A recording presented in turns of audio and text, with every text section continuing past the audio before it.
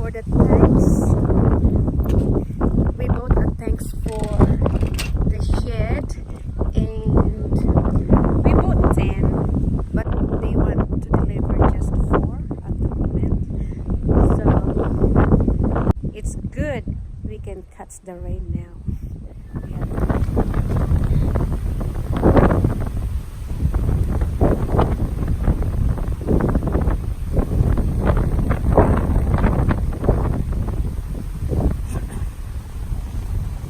Is that fit there?